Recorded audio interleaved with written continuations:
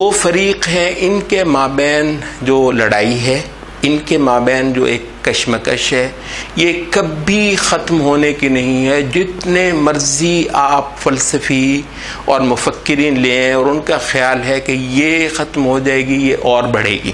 کتنے نظریات آئے، کتنا جو ہے وہ سبق پڑھائے کہ بھائی یہ بات بھول جاؤ، اپنی اللہ اللہ کرو. یہ جو ہے نا اپنی اللہ اللہ کرو، بھول جاؤ کہ یہ جو ہے نا حق اور باطل کا کوئی لڑائی اور کوئی تصادم ہوتا ہے. حالانکہ زمین کی سب سے سچی کہانی اسی بات کا تصادم ہے. تو جتنا بھی ہوا وہ تو ختم نہیں ہوا، تو اور سے اور بڑھ رہی. تو یہ جو بات ہے، مضمون تو یہ پوری صورت ہی کا چل رہا ہے، لیکن یہ اپنا بہت زیادہ واضح ہو جاتا ہے شعیب علیہ السلام کے قصے میں. محمد قطب نے بھی اپنی ایک سے زیادہ کتابوں میں ہم نے دیکھا کہ وہ اس مضمون کو سورۃ اعراف میں اللہ تعالیٰ کے بیان کیے ہوئے اس جو ہے نا مضمون کے ساتھ کی روشنی میں بیان کرتے ہیں. وہ کہتے ہیں کہ یہاں پر ذرا آپ تھوڑا سا جائزہ لیجئے کہ شعیب علیہ السلام آتے ہیں، وہ لوگوں کو توحید بتاتے ہیں، لوگوں کو صاف کہہ دیتے ہیں کہ یہ جو تمہارے طور طریقے ہیں، تمہارا یہ ڈنڈی مارنا، خیانت کرنا اور تول دینے کے پیمانے اور رکھنا، لینے کے پیمانے اور رکھنا، یہ جو کرپشن ہے، سوشل کرپشن، عقیدے کی کرپشن کے ساتھ پھر سوشل کرپشن جو ہے، تو اس سے ان کو منع کر رہے ہیں. لیکن ایک طریقے کی ایک پیشکش سی کر رہے ہیں شعیب علیہ السلام. کیا کہہ رہے ہیں کہ وَإِنْ كَانَ، یہ آیت نمبر 87، وَإِنْ كَانَ طَائِفَةٌ مِّنْكُمْ آمَنُوا بِالَّذِي أُرْسِلْتُ بِهِ، اگر یہ ایسا ہو چکا ہے کہ تم میں سے ایک گروہ میرا جو لایا ہوا یہ جو پیغام ہے اس کو قبول کر چکے ہیں، اس پر ایمان لا چکے ہیں، وَطَائِفَةٌ لَمْ يُؤْمِنُوا، اور ایک دوسرا گروہ تم میں سے اس کو ماننے پر تیار نہیں ہے. ٹھیک ہے، دو گروہ ہیں. فَاصْبِرُوا، تو ذرا صبر کر لو، حَتَّى يَحْكُمَ اللَّهُ بَيْنَنَا، اللہ خود ہمارا اور تمہارا کو فیصلہ کر دے. جھگڑا تو ختم نہیں ہونا، ہم نے کہنا ہی کہنا ہے، ہم نے تمہیں اس سے روکنا ہی روکنا ہے، اور تمہاری یہ ہے کہ تم نے نہیں ماننا، تم نے ماننا نہیں، ہم نے کہنے سے رکنا نہیں. تو ایسا کرتے ہیں کہ اس مسئلے کو جو ہے نا تم اپنے اس پہ رہو، ہم اس پر رہتے ہیں، اور دیکھتے ہیں خدا کیا فیصلہ کرتا ہے. حتی یحکم اللہ بیننا وہو خیر الحاکمین، اللہ خود فیصلہ کر دے اور وہ بہترین فیصلہ کر دینے والا ہے.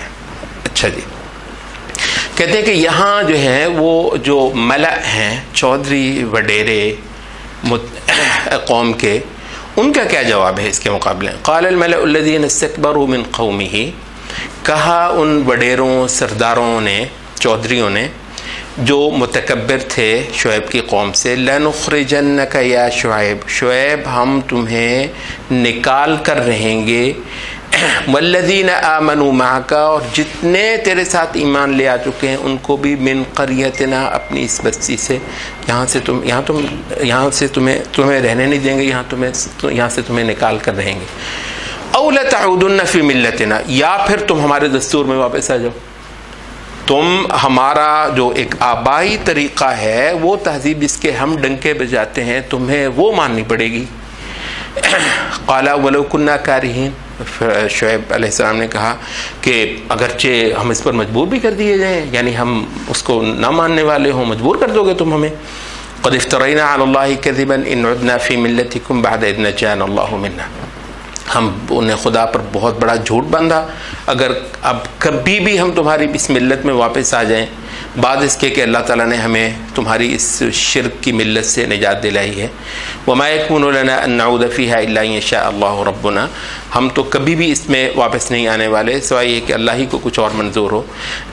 اچھا، تو اس کے بعد کہتے ہیں کہ آگے اگلی آیت میں وَقَالَ الْمَلَأُ الَّذِينَ كَفَرُوا مِن قَوْمِهِ، شعیب کی قوم میں سے جو کافر چودھری اور سردار تھے انہوں نے کہا لَإِنِ اتَّبَعْتُمْ شُعَيْبًا، لگے پوری قوم کے اندر اعلان کرنے، منادیاں کرنے، لَإِنِ اتَّبَعْتُمْ شُعَيْبًا إِنَّكُمْ إِذًا لَخَاسِرُونَ، اگر تم نے شعیب کی اتباع کی تو تم عنقریب بہت بڑا گھاٹا کھانے والے ہو.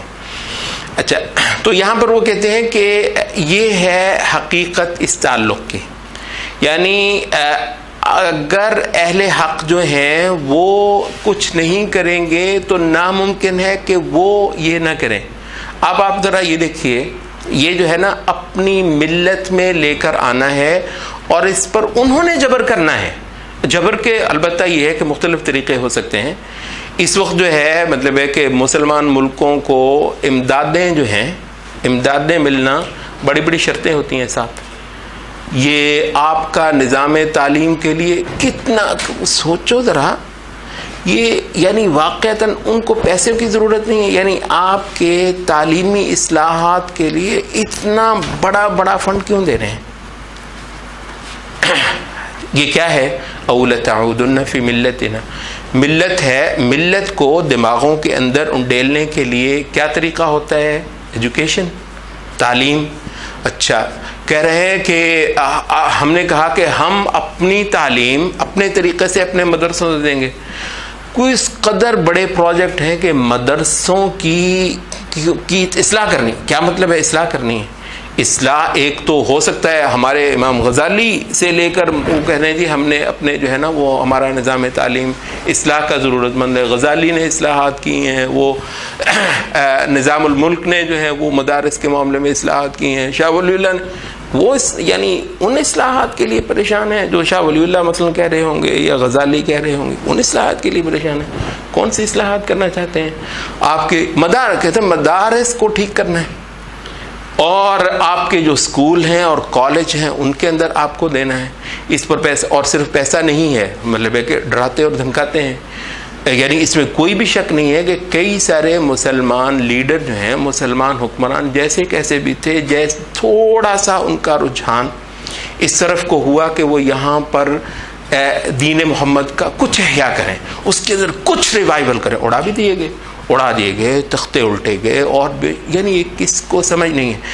یہ بھائی صاحب یہ جنگ بندی ممکن نہیں ہے. یا وہ آپ کو اپنی ملت میں لے کر جائیں گے جتنے ممکن طریقے ان کو دستیاب ہیں، یا پھر آپ ان کو اپنی ملت میں لے کر آئیں گے. تو یہ جو معاملہ ہے یہ غیر متبدل ہے، یہ ہونا ہی ہے، اور اس کے اندر کوئی تبدیلی نہ پہلے کبھی آئی تھی نہ قیامت تک آنی ہے. حق اور باطل کے مابین یہ ایک رشتہ ایسا ہی ہے.